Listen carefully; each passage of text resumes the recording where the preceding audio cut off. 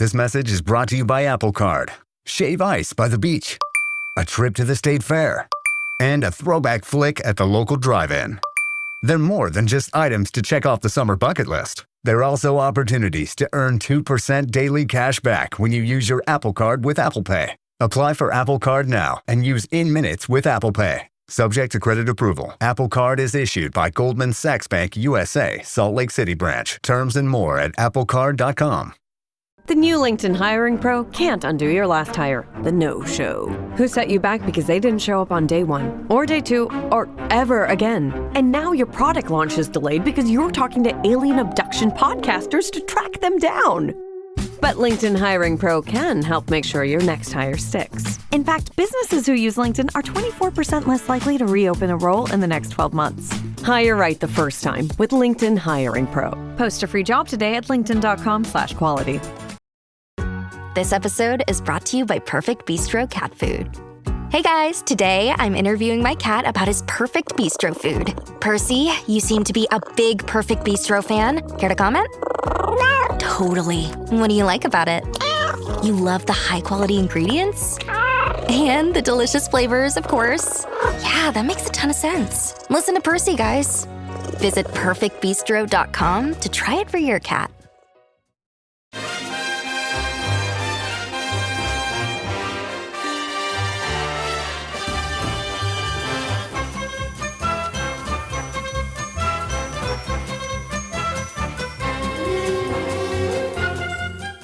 And welcome to Howie the Podcast. It's Gav, and we are here in the aftermath of Sunderland's 2-0 victory in northern France against Racing Lens, who last season won the French Cup, qualified for the Champions League, and today succumbed to 90 minutes of Sunderland domination.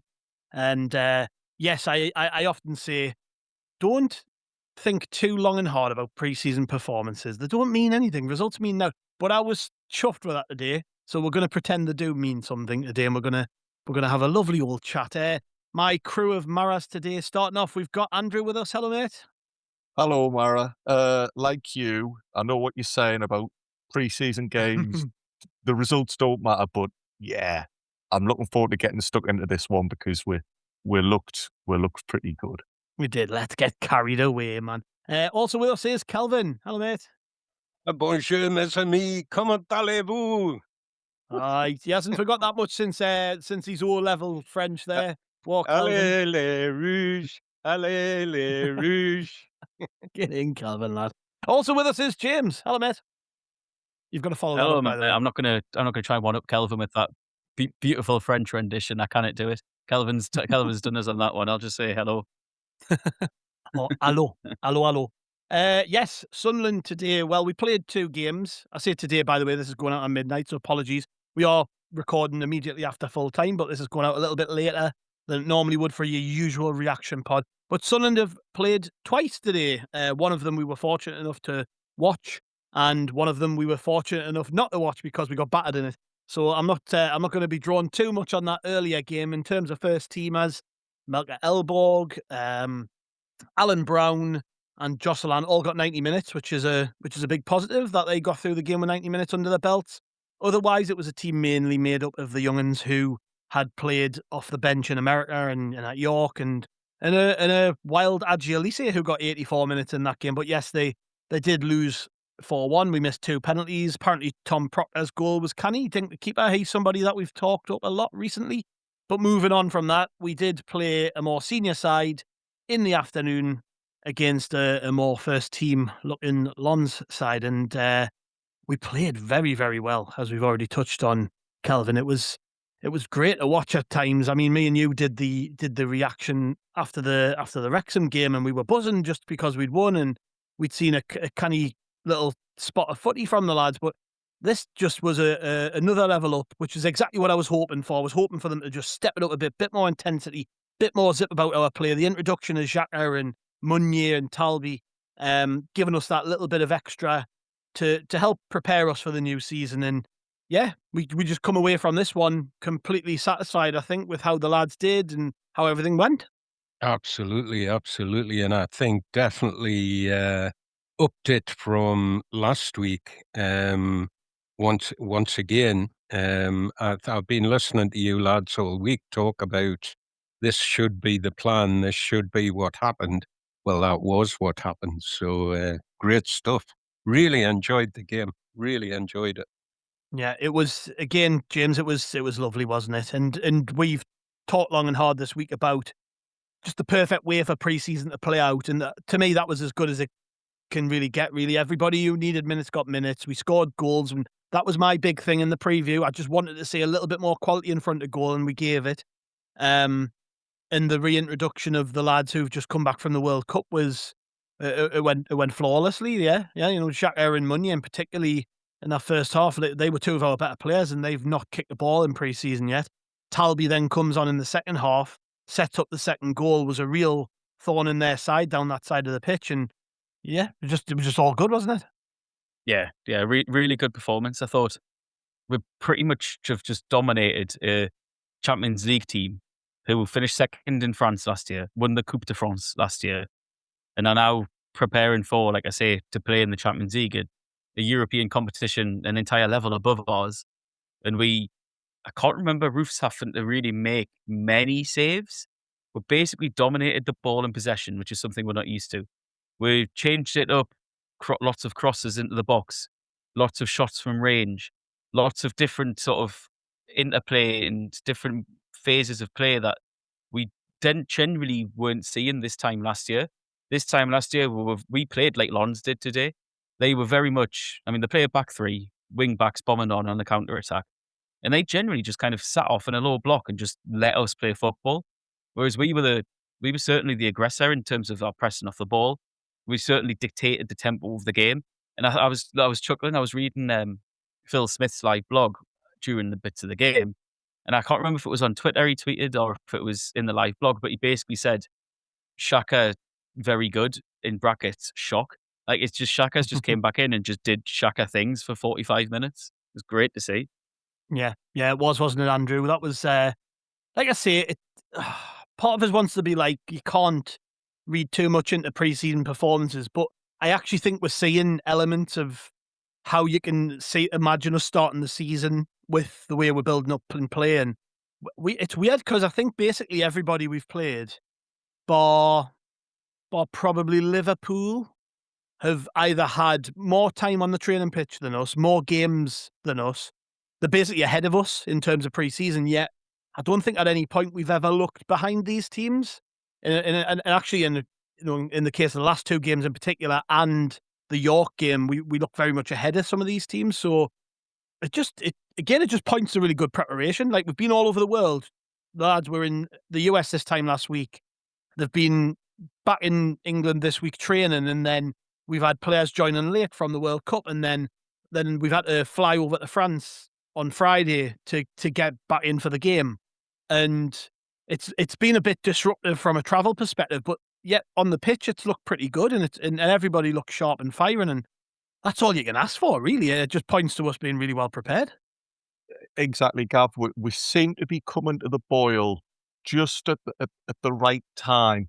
And you've said there that the schedule's been quite disruptive. There's been lots of travelling and this, that, and the other. Well, that's going to be the case throughout the season. So the players are going to have to get used to it. There's going to be very few occasions when they have a full week on the training ground because they're going to be here, there, and everywhere. So that's good. They're showing that they can work around that. And in this particular game, in pre-season matches, often you'll find the last, 15 or 20 minutes, the game dies a death and all the pace evaporates. But we were still on the front foot. We were still trying to press high up and nick possession or hit them on the counter attack. So if we do take the attitude that pre-season is purely about fitness and getting match sharp, I would have to imagine the coaches are thrilled. There's then the bonus that on top of that, the players look to be sharp. They're reading the game. I agree with James. We're seeing some interesting changes in style.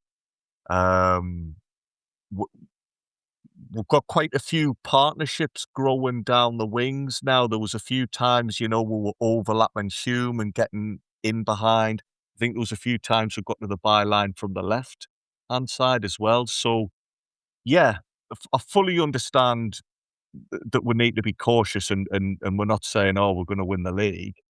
But so far, so good. And I tell you what, Gav, we might not have won the league, but we have won a trophy today, haven't we? What was it called again? The Coal Cup or something? I don't know what it was. No, it was just made out of coal. Yeah, it was. It's a trophy made out of coal. I'm not saying that. I don't know how you make a trophy out of coal, but I think it was named the 1906 trophy, named after the year they formed. So, hey, listen, Yeah. it's just a nice little cherry on top of the cake, I guess.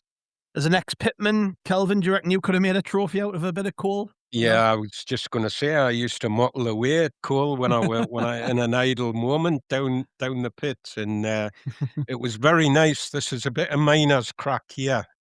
Don't worry if you don't get it. There'll be loads of people listening get it, right? It was nice of the referee to change the distance for standing back from free kicks from 10 yards to 9 in honor of the coal mining history and tie up with that relationship with the industry. That was a nice move, that I thought. But no, you can do all sorts of things with coal, man. Including burn it, which that might be what happens to this trophy once we're finished with it. Nah, it won't be that disrespectful. James has just sent in a picture of it there. It's actually pretty smart looking, that. Yeah. Hopefully they'll put that in the reception at the stadium. I suspect we'll probably just leave it with them because they'll need it for next year. But yes. Say that. We'll need to take it back next year. Play for it again. Let's go through the team that we picked. When we were on the preview, James, we were chatting over what we thought would happen, and I think you were right and I was wrong. So I'll be man enough to acknowledge that. I was saying that Reggie would just mix the teams up and maybe give Xhaka, Talby. I actually listed Matawatu, who wasn't there, interestingly. Maybe he's got himself a move lined up. But I said that the 4 that came back this week would probably play in the less intense game earlier in the day, and then we'd maybe see more of a mixed team in the afternoon, but would see our strongest back 5. Obviously, Nordy, we didn't know about him not being involved, so whatever injury he picked up in that Wrexham game was obviously enough to keep him out of this one. Hopefully it's not too bad, and I imagine it wasn't. We've had a few knocks in pre-season, but it's generally just been the case that we've taken our time and not rushed players into situations. If they pick up a knock, let's take our time with them. We need Nordy to be fit for the start of the season, so in came Thomas Meunier at right back, and then the rest of the defence was obviously Roofs in goal, Meunier right back, Ballard and 09 as the 2 centre-halves, and then Ronaldo as the left-back. In midfield, we had Granit Xhaka alongside Noah Siddiqui and Enzo Lafay, which was interesting to me, and we'll get onto that in a bit. And then out wide, we had Nilson Angulo, Trey Hume, and then Brian Brobby up front starting the game. So, James, just on the team, what did you make of it first and foremost? It was fairly strong looking, wasn't it? And I don't know if Meunier would have started the game had Nordy been fit, but he looked pretty sharp to me. Yeah. I mean, I'm glad that was the team, to be honest, because like I said, I just thought with the 1,500 fans going out there, it would be great just to see as strong as possible. And I think, to be honest, with Xhaka, he's going to probably start against Ipswich, so you need to just get him in as soon as possible. Meunier was very good.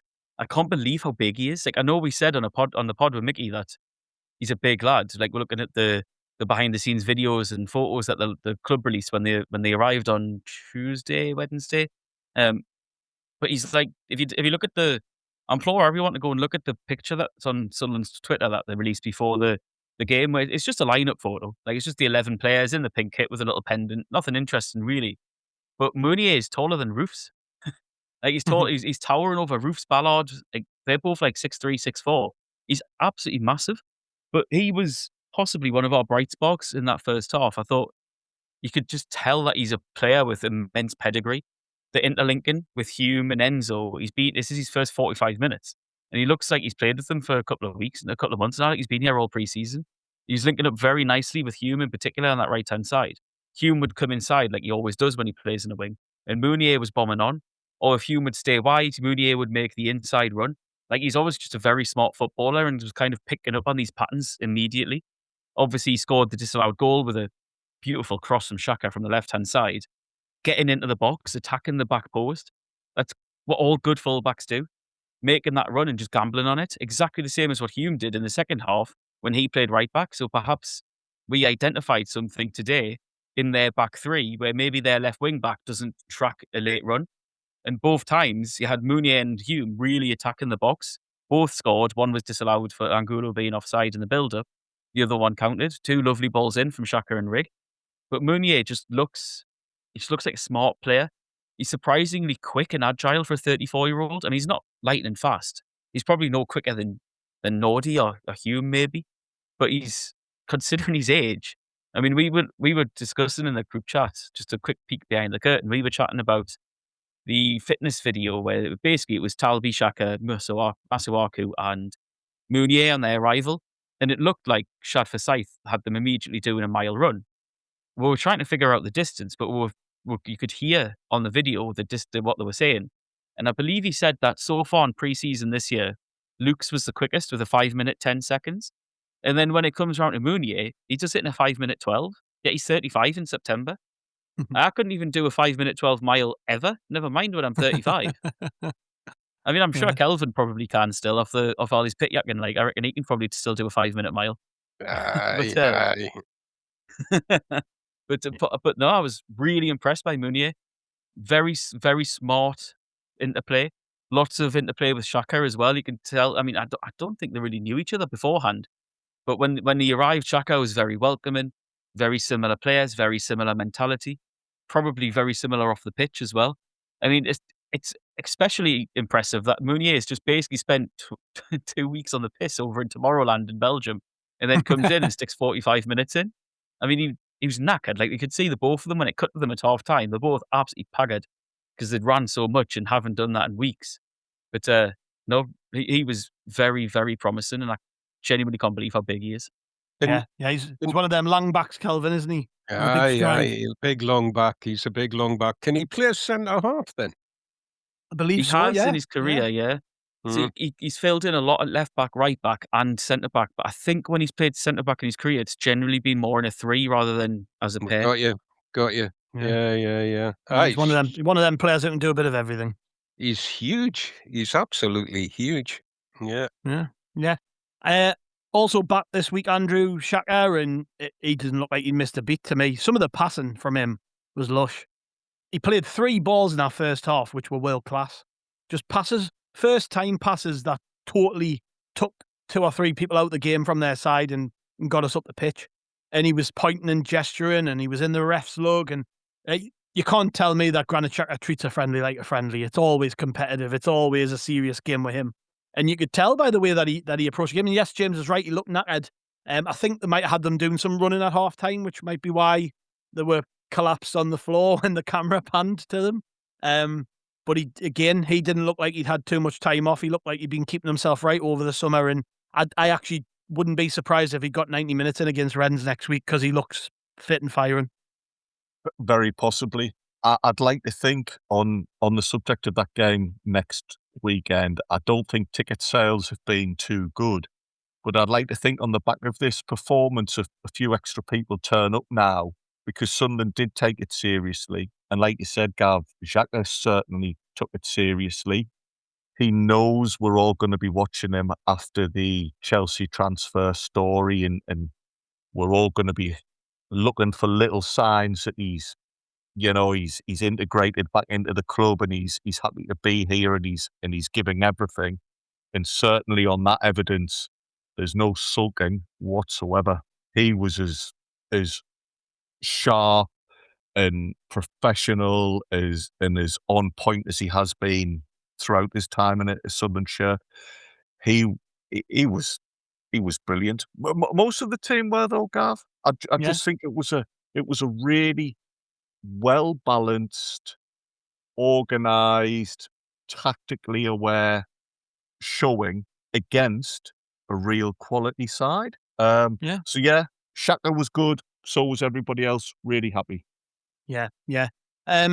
let's go through the first half a little bit. Then, as I said earlier, I thought we dominated entirely in that first half. I don't even think they had a 5-minute spell where they were on top. It looked to me like I don't watch them, so I don't know if this is true. James, you might know this, but looked to me like they're a team who just sit off anyways. Like they didn't want to have the ball. They weren't pressing us high.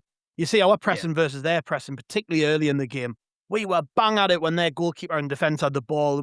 We were hunting in packs, where they were just really happy for Roofs and 09 in particular to handle the ball, which weirdly suited us. We never play like that, but regardless, you're expecting a team who've pushed Paris Saint-Germain at the top of Ligue 1 last season, qualified for the Champions League and won a cup, to have a little bit more about them. And I don't know, Kelvin, whether that was just because we were really good in that first half, or whether they were, just maybe they weren't at it. Maybe they weren't fully committing with a big game around the corner. I just don't know. Yeah. Do you know, I love when we play high press. I know there's risks, but I bloody love watching us play a high press. And I think we've got some players that love to play that high press. Siddiqui, Diarra. They've got no choice, let's be honest, Kelvin. They just love to go at it, Enzo Lefebvre, man.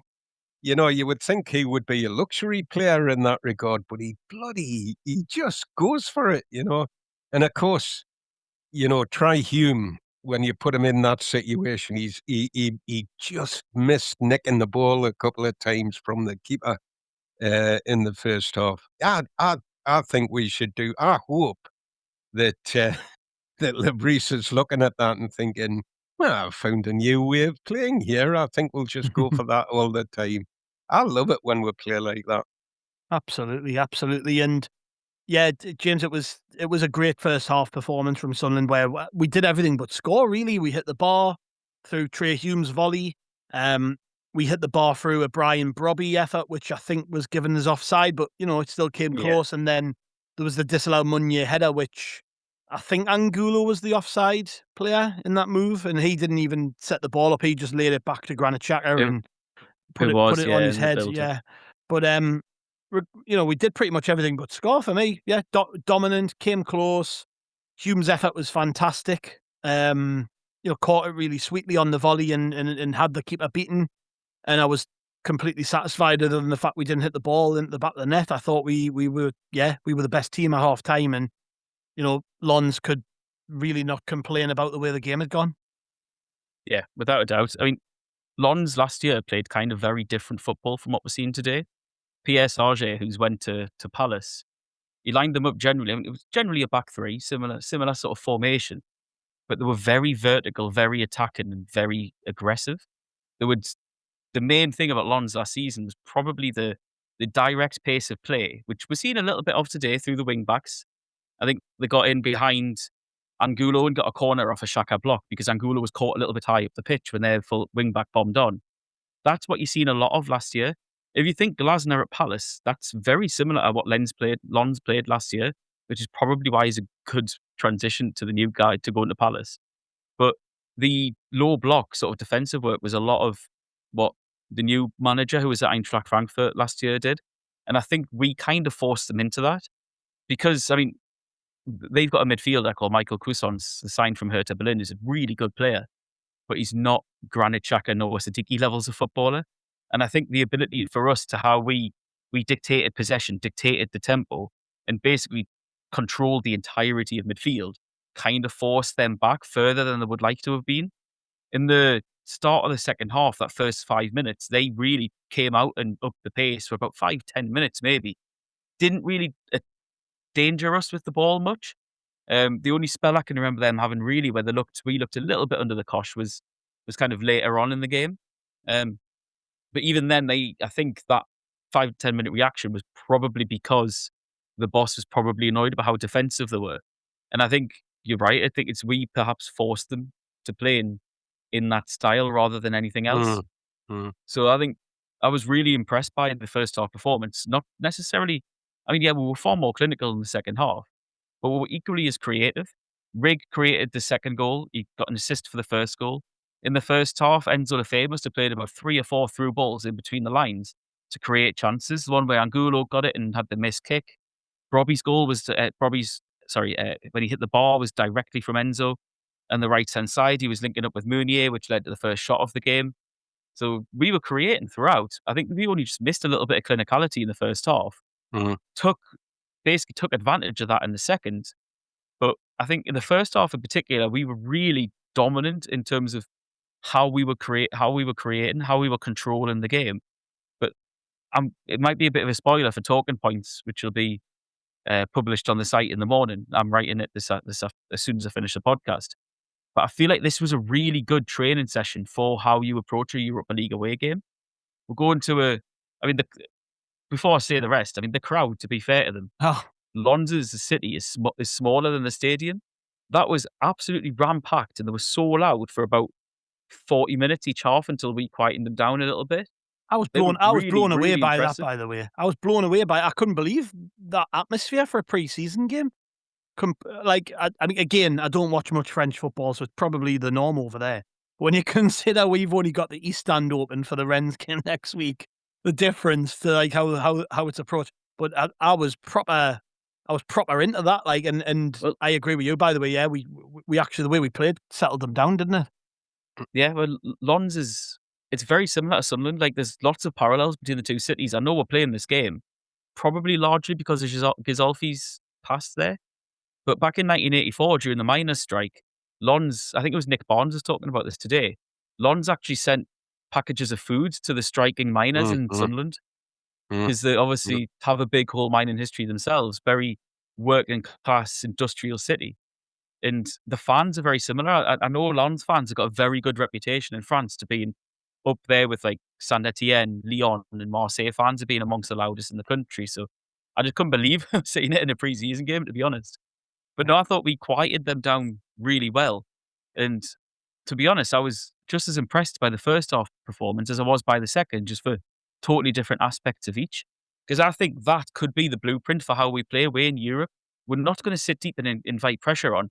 We'll probably, I think, would be interesting to see, but I think we're going to try and control the ball, take advantage of the fact we've got Premier League footballers, that not many teams are going to have the ability of Enzo, Xhaka and Siddiqui in midfield and control possession. So I'm going to talk about that and talk points. I don't want to get too much into the weeds right now, so I'll pass it back over, Gav, because I think we do need to try and get viewers on the site still. Absolutely.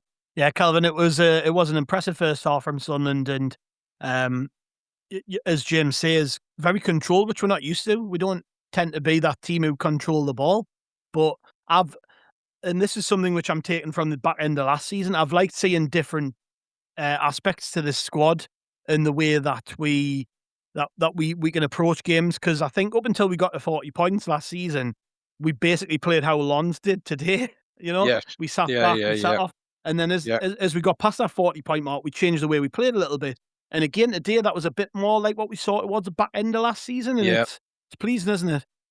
Very, very. In many respects, it was a very exciting nils each 45 minutes because I agree with James. There was about 3, possibly 4 times Enzo Lafayette was just a toenail away from a perfect through ball and a perfect pass. And again, I would never call a player in that regard for being, for having an intercept when they can see that kind of pass. I thought that we played some excellent stuff going forwards.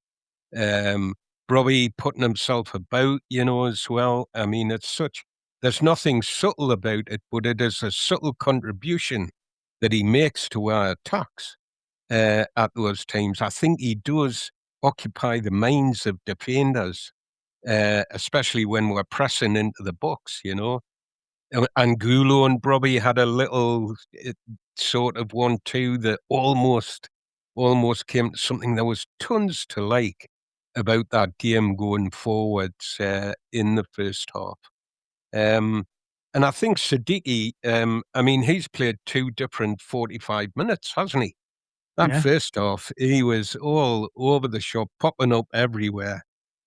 He's brilliant going forward, but I tell you what it is, I'm going to jump in here on something. We do not need to go out and find a backup or a replacement for Xhaka. He's already playing for us. And that's Siddiqui for me. He's second half performance. Yeah. He can do that job. He can learn to do that job. I think he's the man for that. When Xhaka's needing some help in there, when Xhaka's, when he's not fit, when he's needing a rest, I think Siddiqui's the boy for that position. You know what it is, Kelvin? I was thinking the exact same thing when I was watching that second half. And he played that role against Wrexham too, which I know is a different level of opposition again, but they obviously see Siddiqui as being able to do that. And I think he actually played there a little bit for his country during the World Cup as well, kind of just a little bit deeper in midfield. So, you could be onto something there. Andrew, on the first half, give us a couple of things which stood out to you in that performance. Well, funnily enough, Kelvin there's talking about we perhaps don't need to rush into getting a replacement for Xhaka. This might be controversial. This might be something we talk about more in the build-up to the Ipswich game. I don't know if I've thought all summer right wing is a massive, massive priority. I don't know if we need to panic just yet, because whilst Hume wasn't always the one getting to the byline, players were overlapping, and Enzo Lefebvre was popping up in all sorts of positions. So we're playing triangles on the right wing with Meunier. I suspect it's going to be a big talking point. Who's going to start on the right? Based on what we've seen today, I don't know if it's going to be too much different. Is that fair? Or I mean, Hume. If you have Hume in the team, he offers you something defensively and gives other players license to roam a bit more. And just look at Enzo Lefebvre's movement and look at how many times he ended up on the right, but then 2 seconds later would be at different parts of the pitch. He's so difficult to pin down as a defender. We not fans in general, but I certainly maybe need to be less hung up about formations and just accept the fact that between them, the team know their jobs and are fluid enough to get things done. It's an odd one that we ended up winning 2-0, because people will just say, "Oh, well, you're bound to say Sunderland played well." But even at 0-0 at half time, I was thrilled with what I saw, and given the level of opposition, I'd assume Lebris is the same. I assume he'll be happy with it too. Indeed. Right, chaps, let's go for a quick break, and then when we come back, we'll talk about that second half performance. We'll see you all after this. This message is brought to you by Apple Card. Shave ice by the beach. A trip to the state fair. And a throwback flick at the local drive-in.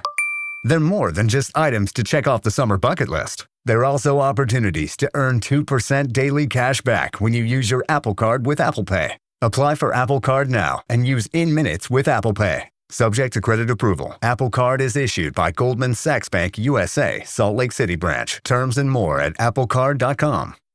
The new LinkedIn hiring pro can't undo your last hire, the no-show. Who set you back because they didn't show up on day one, or day two, or ever again. And now your product launch is delayed because you're talking to alien abduction podcasters to track them down. But LinkedIn Hiring Pro can help make sure your next hire sticks. In fact, businesses who use LinkedIn are 24% less likely to reopen a role in the next 12 months. Hire right the first time with LinkedIn Hiring Pro. Post a free job today at linkedin.com/quality. This episode is brought to you by Perfect Bistro Cat Food. Hey guys, today I'm interviewing my cat about his perfect bistro food. Percy, you seem to be a big Perfect Bistro fan. Care to comment? Totally. What do you like about it? You love the high-quality ingredients? And the delicious flavors, of course. Yeah, that makes a ton of sense. Listen to Percy, guys. Visit perfectbistro.com to try it for your cat.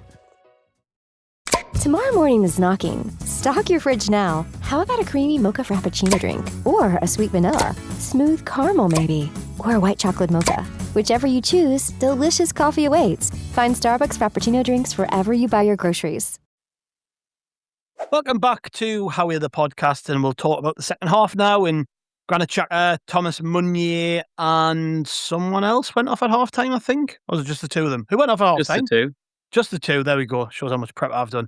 Yes, Meunier and Granit went off at half time and had done very, very well, and had the arse ran off them, I think, over the break, and had a very good 45, and were replaced by Habib Diarra and go on, someone Talbi. jump in. Talbi. Talbi, there we go. Yes, of course, I know all these things. Talbi and Diarra came on. Angulo switched out onto the right-hand side.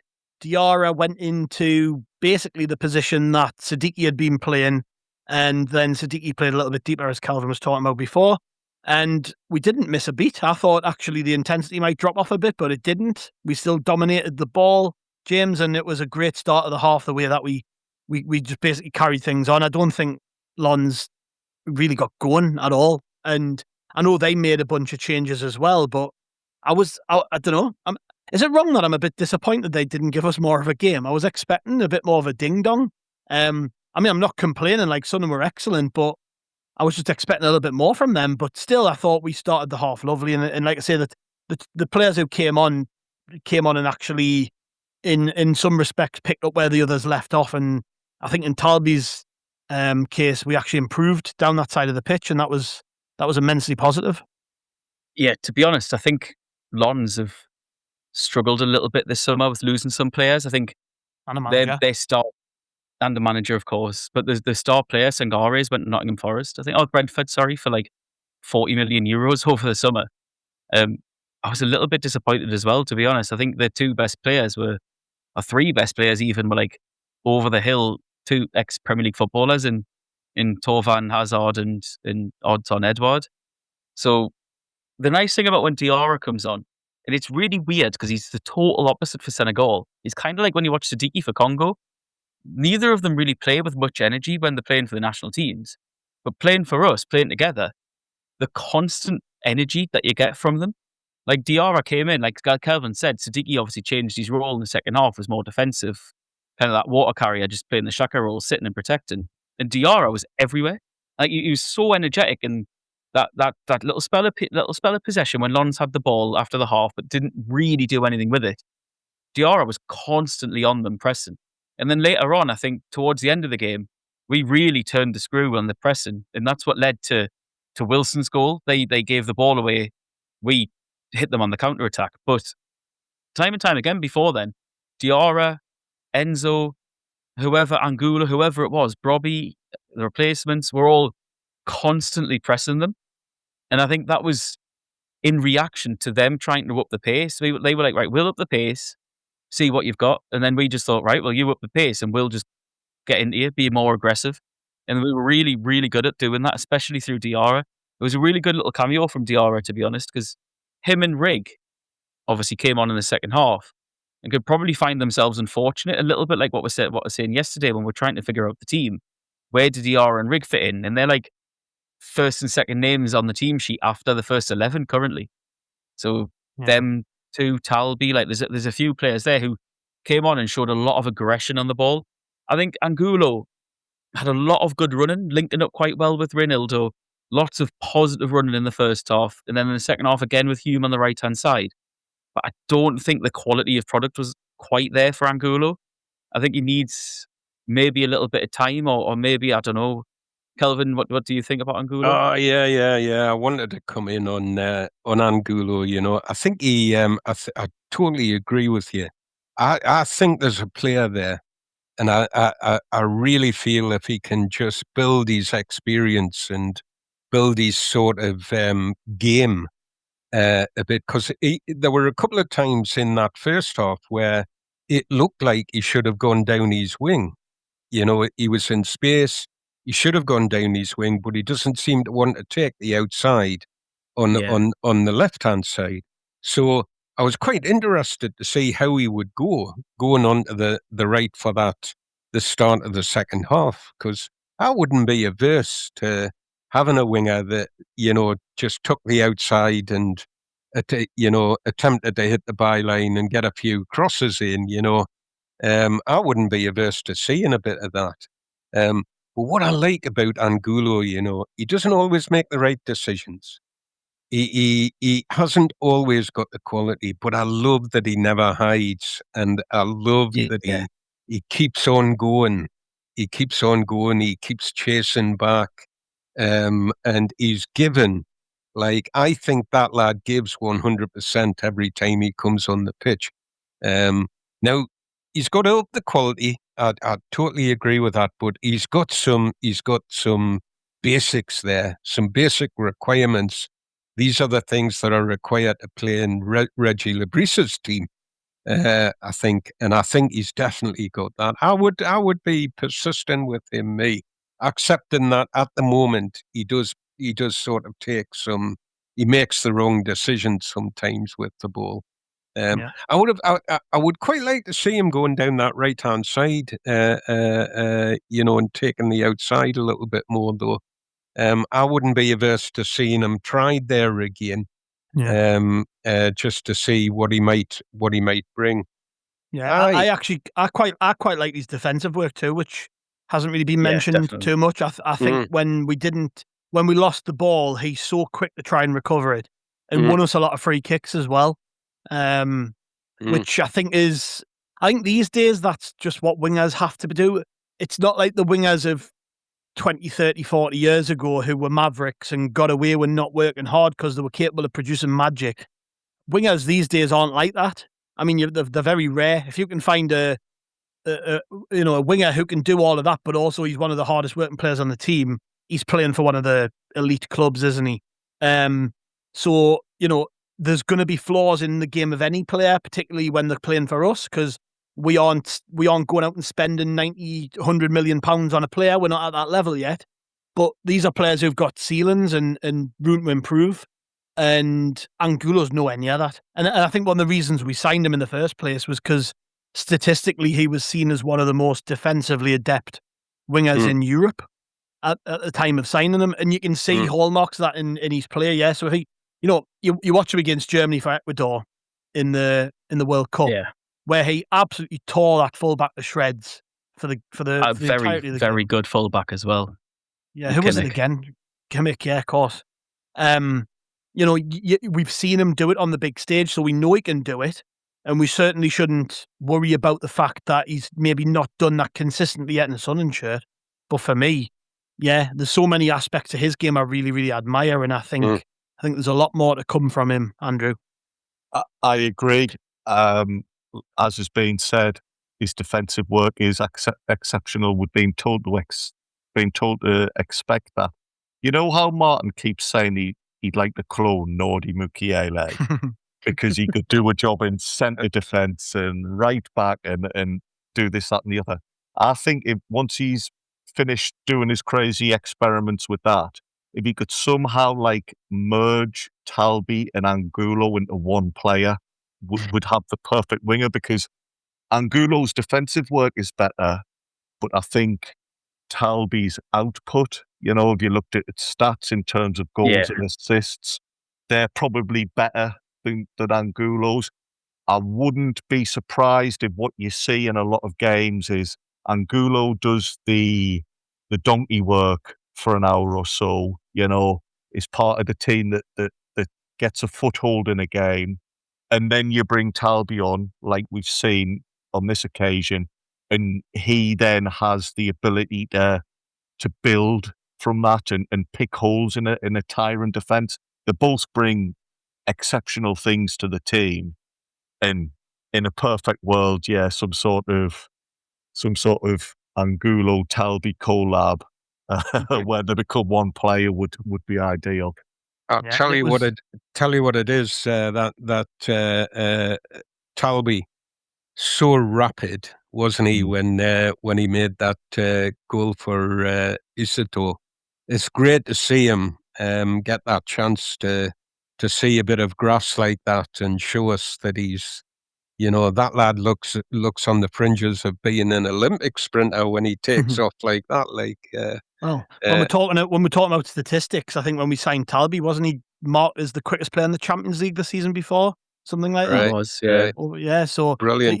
He's got pace that we've not really seen yet, and maybe in games in Europe we'll see more of that. We don't know, but he was obviously brought on at half time, and then at around about 65 minutes, we made 3 changes with Brobby, Ballard, and Angulo going off for Rigg, Isidor, and Seal. And it was the quality of Rigg and Isidor that actually changed the game and saw us become a little bit more potent in front of goal. I think, I don't even think Rigg was on the pitch 2 minutes, and he'd delivered a great ball into the box, which we should have made something of. And then again, a couple of seconds later, we get the first goal of the game, and it's from an inch perfect cross from Chris Rigg. It's absolutely beautiful, James. He whips it in.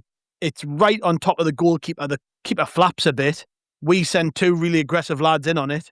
I think it was, obviously Hume was one of them. Was it Seal, the other player, maybe? It was Isidor, I think. Isidor, yeah. Was it? Isidor, sorry. But basically, we wanted the ball a bit more than the goalkeeper did. Trey Hume was brave. It was a brilliant cross, and it ends up in the back of the net. And it was rewards, wasn't it, for how we played to that point? We'd been the better team. Just like we've talked about for quite a bit here. We just didn't maybe have the quality in front of goal, but there was that bit of quality that we needed from Rigg. Really, a really well hit cross, which we maybe were guilty in the sort of 60 odd minutes before that of overplaying it at times and maybe passing too much, and basically nobody taking the initiative. What Rigg did as a young man, that's amazing, by the way, and sticking the ball into a dangerous position, and we score from it, and it was deserved. To be fair, I think Enzo did take the initiative in the first half. I just think, he could have had 3 assists in the first half. It was the quality of Hume's finish that made the difference. Like, it's a really clever finish because he's backpedaling the entire time. Yet he managed to get his neck through the ball. Like, I remember being a kid, and your coaches always taught you don't head with your head. You head with the entirety of your neck, your shoulders, and your head, and you really power through the header. For anyone who can't see, I've just done that on camera. I don't know why, because I keep forgetting it's an audio podcast only.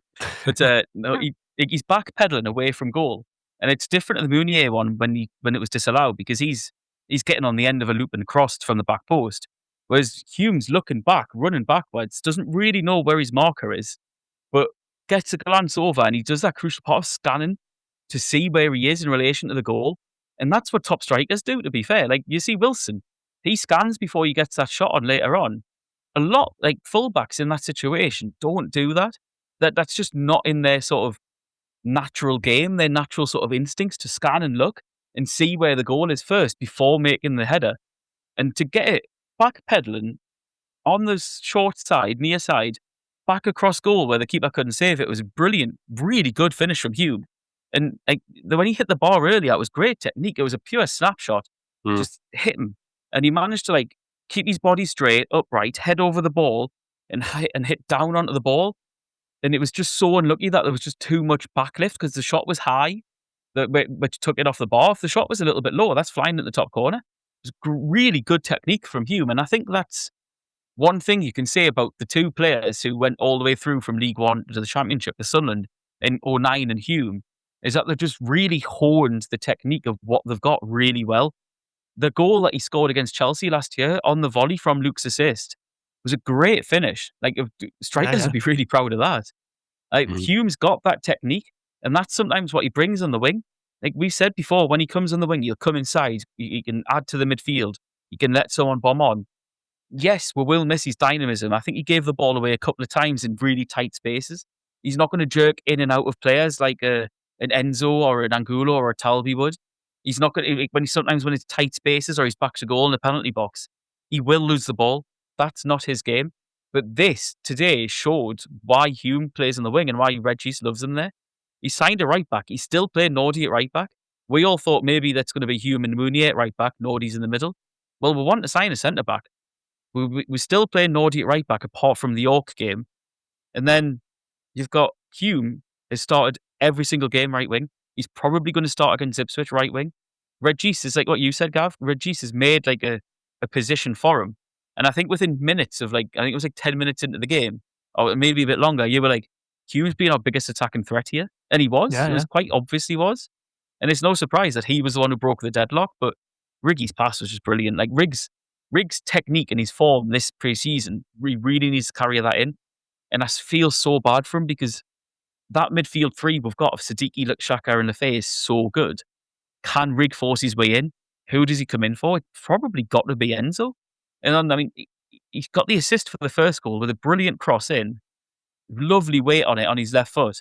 And then he created the second goal as well, which I'm assuming we'll get on to in a second. So if he comes in, it's got to be for Enzo. But I'm like Enzo's number one fan. I can't be saying that. Well, you look at where the position he takes up for the Hume goal. He's on the. I know we'd had a set play, but he's on the right wing. He can do it. He can cross from that side. You know, these days wingers play inside. You know, you want a left footer on the right, a right footer on the left. Yeah. You know, and he played well there last season, Rigg. So maybe that will be his position. But yeah, just a few words from you on that, Kelvin. What you thought? It was Chris Rigg. I'm dying to burst in on this conversation about Chris Rigg. Do you know, I was lucky as a young lad to watch a young inside forward playing for us many years ago called Colin Suggett, and there'll be some older fans who saw him play. They'll know what I'm going to say next. Suggett and Rigg, very similar players for me. And, you know, we never got to see the best of Suggett at Sunderland because we sold him before we saw the very best of him. But I hope we hang on to Rigg for longer and that we do get to see the best of what I think is a fine young player. And I think Andrew's point about do we need a right winger, I think depending on the fluidity of how we play going forward, especially if we occupy that high press a bit more often. No, we probably don't need a conventional right winger. We've got players like Rigg, like Diarra, who can just get in there, like Enzo Lafayette, that can just get in there and make stuff happen wherever they're playing on the pitch. He's a fine young player, and there's more to come from him. Yeah. Brilliant cross for the first goal. Brilliant cross, and I thought Hume was the right man in the right place, wasn't he? Because I'm not sure Isidor was getting that. I think Isidor, like the keeper, probably had their eyes on each other, you know. But Hume didn't look like he was bothered. He looked like he was ready to take the hit for the goals. So, yeah, brilliant young player, Chris Rigg. Yeah. Brilliant. Yeah, and he was excellent for the second goal, Andrew, wasn't he? He plays that lovely little lofted first-time pass for Talby to run onto. Talby's first touch, he sees the space in front of him and just boots it in front. It reminds us a bit of that own goal we scored against Middlesbrough to win the game when Enzo done a similar sort of thing. Someone knocked it round the corner to Enzo and he kind of backheeled it in front of himself and then whips it in. It comes off a Borough player. It was similar to that, apart from obviously a Sunderland player finished it off. But Rigg's bit of quality, then Talby's bit of quality. And, I mean, it was a mistake to give Talby that much room, but then with a left foot, he puts it into a dangerous area, and Isidor is such a sniffer. He's a great forward from that perspective. He knows where to be at the right time. He's got that instinct that Brobby doesn't always have. Him and Brobby are very different forwards. That I don't see Brobby necessarily scoring that kind of goal. And that's not a slight on him. It's just it's such a strength of ours. We've got two strikers who offer us completely different things. And it was great to read that Reggie Slibreese after the game basically rubbished any speculation that Wilson Isidor could be leaving the club. He outright said, no speculation, it's done, you can write it. He's happy we can't play 55 games with one striker. This proves it, Andrew, to me. You know, we'd be fools to sell Wilson Isidor because he's the one forward we've got who can score a goal like that. He can do absolutely nought, but then get into the right place and put it in the back of the net. And that's exactly what you want from him. Oh, exactly. There's definitely a role for him. And if I go back to my new crossbreeding program, a striker of Brian Broby's strength, but with the finishing of Isidor, would just be the best centre forward in the world. Bring back unfreeze Didier Drogba, basically, is what you're saying. Yeah. But Andrew, you're sounding like Dr. Mengele there talking about crossbreeding. Listen, if it gets Sunderland the results, I'll consider anything. But no, there's definitely a role for him. And again, a bit like Angulo and Talby, it might be the case that in some games, Robbie wears out the defence, tires them, and then Isidor comes on and is able to make those runs into the box and what have you. It was a superb goal on the break. I liked. You'd said earlier, Gav, that stat about Talby being one of the fastest players in the Champions League. he made sure he had a quick look before playing the cross in. And I know that seems really basic, but you've seen it before. You've seen wingers who've got all the pace in the world, but it's head down. They're not aware of what's around them. Football intelligence, isn't it? I mean, how many wingers get in that position and just like stop because that's what they always do?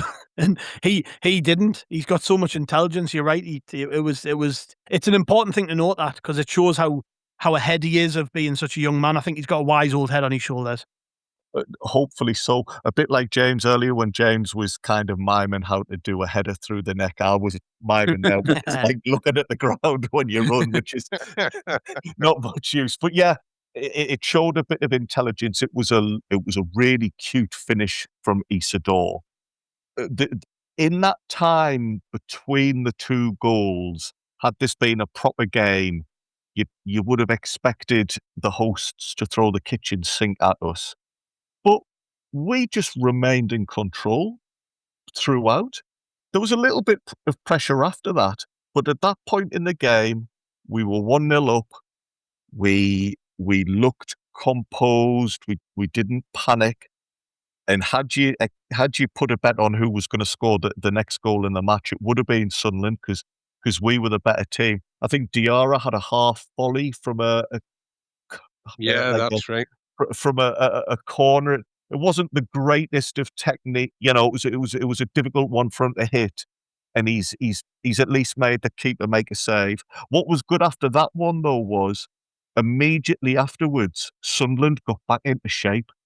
They'd put a lot of men forward for that set piece. Diarra's had a stab at it. He's tried to make it work. Lenz could have very easily hit us on the counter-attack at that point, but just in the blink of an eye, everybody's back, everybody's in shape. So there was lots of positives. I think in between the two goals as well, Tutierov came on. And hadn't he played earlier on in the day? Is that right? I'm sure he played in the first game. Ooh. So, fair play to him. Just two other points I might, if you don't mind me making Absolutely, about mate. that. Go for it. Thank you. First of all, I was impressed to see Mark Guiu get booked, even though he didn't. Even though he didn't a funny play. one, wasn't it? I don't know if that was just my stream or if everybody's No, they stream. did. They showed him on the stream, didn't they? In the starting lineup, and as the player who got booked. Oh, I didn't know he'd been given I didn't know he was in the starting lineup as well. Hopefully, probably gets off with that one then.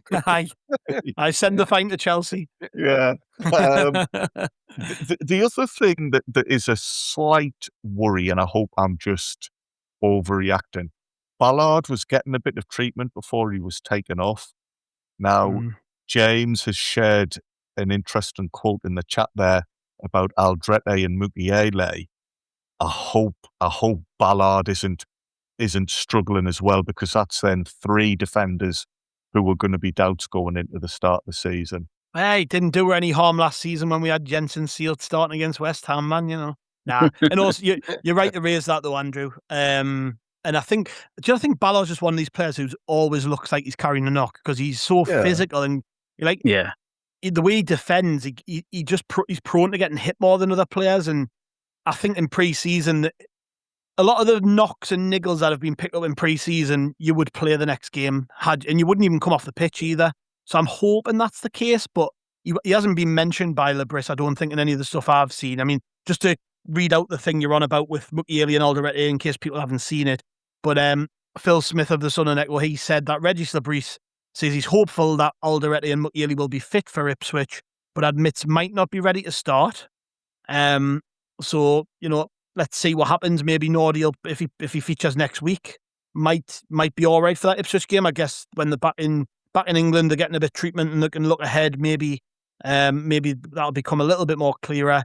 Mundell missing with a minor knock, and Adingra's injury is more serious, but no timescale. He got a hefty whack against Wrexham, Adingra, and got the foul given against him, which was appalling. And was pictured. Whilst the rest of the players were in France, he was pictured going into the academy with a moon boot on. So that might scupper any potential move for him away from the club. We don't know yet. But very right to raise those points, Andrew, about the defence, because it's something we have to consider. Meunier, maybe, as I mentioned before, I don't think he would have started this game if Nordy had been fit, but he did, and we worked around it. It's good to say that he looked sharp and fit, but if there's a possibility Alderete and Mukiele won't play against Rennes, then he might even push Meunier a little bit more than he would want to, and he might end up getting 75 minutes, 90 minutes even in that game. It depends how fit he is, but we've got a couple of things to contend with. Nothing too worrying, but a couple of things. I mean, the rest You know what of that the all game, says to me, though, Gav? Go on, mate. That means Luke O'Nien starts centre back. It's his first game in the Premier Absolutely. League. It's Luke's time to shine. And for me, I've got no issue with that. Yeah, he's a top player, isn't he? So, yeah, happy days from that perspective. Everyone knows I'm Luke's biggest fan, so I'm more than happy to see him play that game against Ipswich. But yeah, just to kind of round off, James, the performance in the second half was, I would say, as well. It was as good as the first half performance, but actually more pleasing because we put the ball away. The players came on with a bit of quality and showed the quality. And then when Lens had to, if they wanted to get back in the game, had to put a bit more on us, which they tried to do. We just looked really solid at the back and swatted everything away. And I don't think Roof's really had a great deal to do. And yeah, like pre-season performances don't tell the full story for what you're going to do in the new season, but there's part of us is starting to think like, am I tricking myself? I don't know. Am I wrong to think that these are good signs ahead of the season starting, or is it just like, yeah, come on, let's move on. It's just a game. It's just a kick around. It's just a training exercise. Yeah. I don't know when your mindset should shift slightly. Like I'm starting to, I'm telling myself I shouldn't get a little bit carried away with how well we played, but like we did play really well. Your mindset will shift at 3:00 in the away end of Portman Road, man. Well, that's it. But I think Wilson's goal, he's probably the only person in the entire squad who can score that goal, because it's really good play from Talby. Good cross in, but the cross is a little bit high for where Wilson is and where he takes it. And he kind of like has to shift his body quite awkwardly. And he's almost shooting from inside his legs just to get it in from there. It's a really good finish. I feel like he scored a goal exactly like that in the Championship towards the start of the season. It was Coventry when Sirkin scored the blammer. It was a much better finish, don't get us wrong, when he put it in the top corner. But similar sort of body shape where the ball's hit at him at hip height and he has to jump up, get his legs out the way, get his right leg out the way and kind of turn back on himself and put it into the far corner. So Wilson's really good at that. I think I joked, half jokingly anyway. It's kind of like Robbie does nothing, no goal. Robbie does everything, no goal. Wilson does nothing, goal. That's kind of what Wilson's like. Like Robbie makes his own goals. Wilson relies entirely on service, but he's going to score a goal that no one else in the squad can probably score because he's just got that innate poaching ability. Does anyone else clock as well when Reggie's talking about Wilson after the game to Phil Smith? Did you see how many games he said that we're going to be playing next season? Or we can't play X amount of games with one striker. And he says 55. Well, that's 38 Premier League games, 8 Europa League group stage games, and then 9 Europa League knockout games getting through to the final. Well, lads. Reggie's European tour with the Wizards is a goal. Indeed, Kelvin. Gav started that question. Sorry, I was just going to say, Gav started that question saying, do we need to just slow down a bit and not get ahead of ourselves? And James has answered it by saying, I'm going to get the Europa League final. No, it is objectively better not losing 5-0 in a pre-season game like winning 2-0. So yeah, absolutely. I take it we're going out of the League Cup and the FA Cup in the very first round we play, are we? No, we don't even play. We just sack it off. We send the EFL trophy team. Some closing thoughts from you then, Kelvin, about everything. Just I guess as we started, very happy. Yeah. I'm very happy. Very happy. I thought we did as much without the ball as we did with the ball. Backing up Andrew's point about the speed, although we were playing a high press, the speed at which we got back behind the ball was really impressive as well. Everybody was working really hard to get back into position when we didn't have the ball. And I think in a way, that's why I think we're probably surprised Lien's a little bit there with the speed with how hard we worked and the speed at which we were playing the game and the high press. I think that's probably knocked them out of their sort of form a little bit. That's me taking a wide angle view on lens. Yeah. Hey, oh, we had to get one joke in today, didn't we? You flawed Andrew. Bless him. He's had enough. Come on. Keep focused, lads. Keep focused. Let's get this in. Hey. Go on then, Andrew. Some closing thoughts from you, mate. Where's your mindset at going into this next? It's a big week, isn't it? It's basically the last game week of pre-season, heading into Rennes game, and then after that, the serious stuff starts. So, a couple of injuries to contend with, but a good result. We've never let ourselves down in pre-season. This is a big improvement on the last game and the game before that, and it's all looking canny. Exactly right. We're getting to crunch time now. You're dead right in that this week is important. Things we're getting to the culmination of all the preparations. But what we've seen so far, we've got to be encouraged. That it was the same towards the end of last season as well. This isn't new. Nothing I'm about to say is like gonna shock yous. But we're just such a smart, organised, skillful team, Gav. Yeah, it's going to be a tough season for us, but I think what we're seeing so far is telling me that everybody's heading in the right direction, and we're going to give this season another really good go. Mm-hmm. Indeed. In terms of let's do a man of the match between us all. I'll hold off on revealing what Andy gave on the website, so people can go over and read Andy's player ratings. Not Andrew, who's with us, but our Andy, who does the player ratings. You can go over to the website and read what he had to say today. But we'll start off with you, James, man of the match today. Got to be Hume, hasn't it? Yeah. I thought he was brilliant. Got his goal, hit the crossbar, best attacking threat in the first half. Playing apparently out of position. No, he was great. I think it's either Hume or I think it's a little bit of a shout for maybe Siddiqui or Xhaka in the middle, but you can't really give it to Xhaka. He only played half the game, so probably Hume. Kelvin? My man of the match goes to Granit Siddiqui. Is that one of Andrew's inventions? Is it?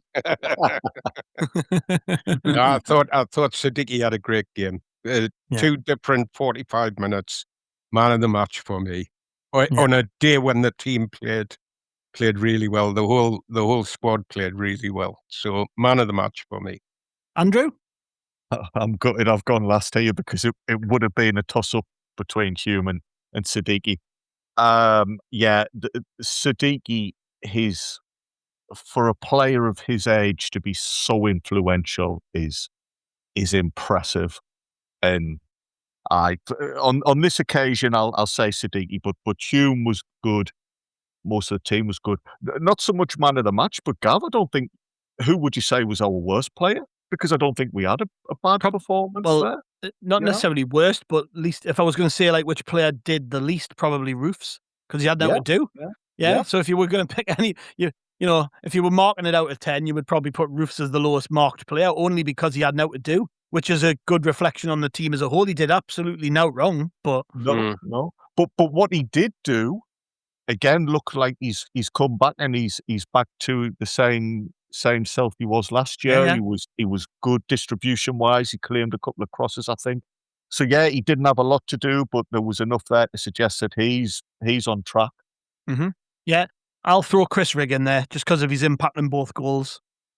Great assist for the first, and then without that quick thinking pass that he plays to Talby, we don't score the second. So if we can throw another name in there for somebody who came on as a sub late in the game, Chris Rigg for me, because of just the impact. If we were going to talk about this as a game with a result at the end of it, Chris Rigg had probably as big an impact as any other player did. So yeah, but it's great that you can have that spread of different players, and just we could have went right through the team. Meunier played well. Ballard and 09 were great at the back, as was Ronaldo. Thought that was we haven't really talked about Ronaldo. I thought that was more like his normal self compared to what I've seen in other preseason games, because it feels to me like he hasn't really committed going forward, but he did today and he put some good balls in actually from that side of the pitch. You know, Xhaka, Siddiqui, and Hume in the midfield, Enzo in midfield. Everybody played really, really well.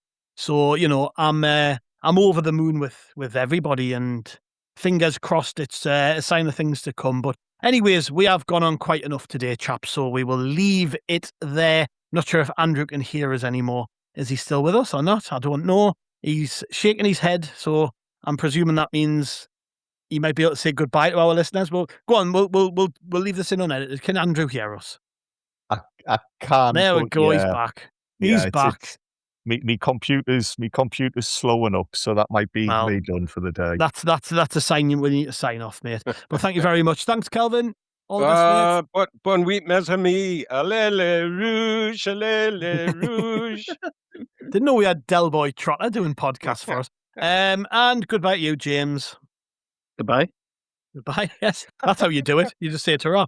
Right, thank you, listeners. We'll be back tomorrow with another episode of the pod. We've got a Q&A for you, I think, coming up on Monday morning. It's the other half of the questions that we didn't get through the last time we did a Q&A because everybody on that show was a complete gobshite, weren't they, James? So we will round off the Q&A with another episode coming out tomorrow. Thank you very much to our listeners. We will be back with another pod the day after that, and the day after that, and the day after that, all the way up to the Rons game. We'll see you then.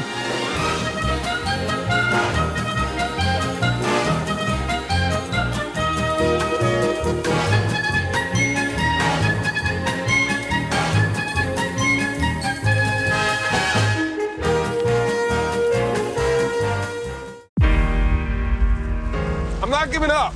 I am selling the building. The final season of FX's The Bear. The restaurant is flooded. Everything's either going to be okay. No, stop. Or not. We are outgunned and we are outmanned, but we have each other. FX's The Bear, the final season. All episodes now streaming on Disney+. Queen Carvania stood haloed by the morning sun. An army hung on her every word. My champions, I have sold my chariot on Carvana. 'Twas a lovely SUV, an inexplicably queenly offer. They're even coming to the castle to collect it. Tonight, we feast. An offer you can feast on. Sell your car today on Carvana. Pickup fees may apply.